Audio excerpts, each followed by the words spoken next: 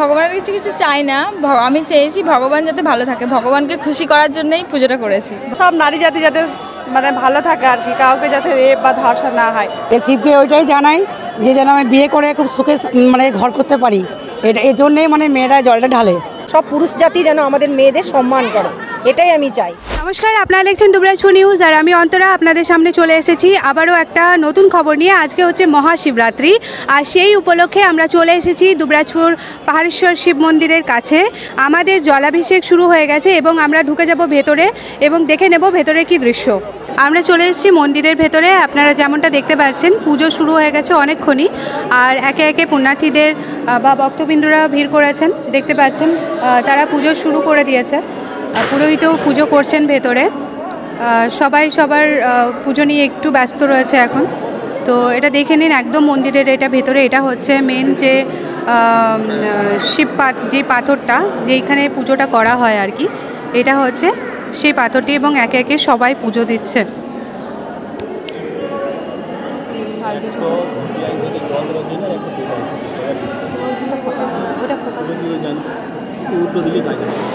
আচ্ছা, আমরা চলে এসেছি এখন পুণ্যার্থীদের সামনে যাদের জলাভিষেক অলরেডি হয়ে গেছে। তো আমরা একটু কথা বলে নেবো তাদের সাথে। তুমি কোথায় থেকে আসছো? আমি এই দুবরাজপুর থেকেই, এই পাহাড়েশ্বর থেকে আসছি। কি নাম তোমার? পঞ্চমী দাস। আচ্ছা, তো স্টুডেন্ট নাকি? না, আমার গ্র্যাজুয়েশন কমপ্লিট হয়ে গেছে, আমি এখন বাড়িতে আছি। আচ্ছা, তো তোমাদের তো পুজো হয়ে গেছে। হ্যাঁ। ভগবানের কাছে কি চাইলে?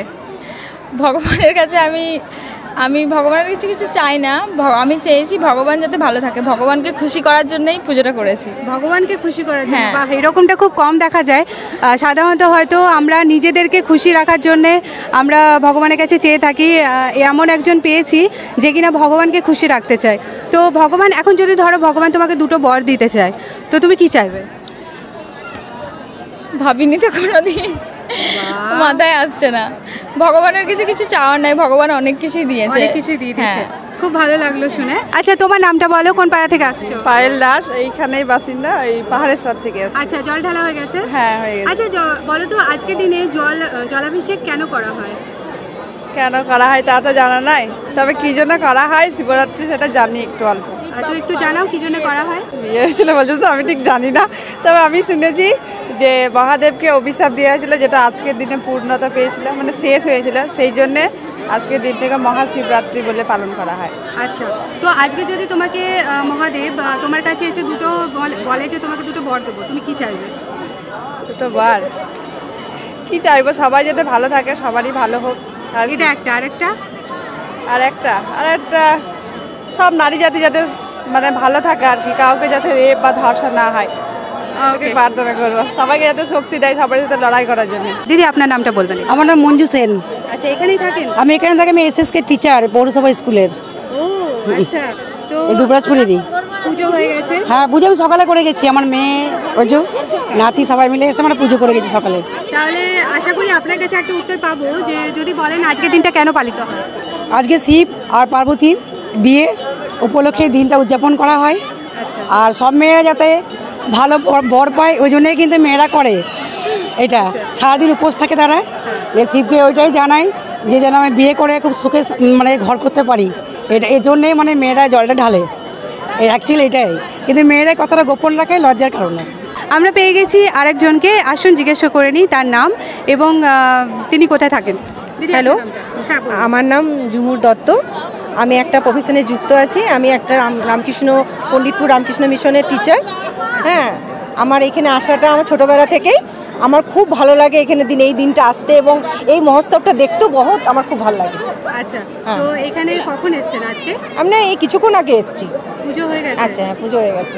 আচ্ছা, তো আজকের দিনটা কেন পালন করা হয় একটু বলতে পারবেন? এটা মহাশিবরাত্রি, শিবের যে একটা বিয়ের একটা অনুষ্ঠান হিসেবে এটা পালন করা হয়, এটুকুনি জানি আমি যেটুকুনি। আচ্ছা, ধরুন আপনাকে যদি এখন মহাদেব দুটো বর দেন, কি চাইবেন?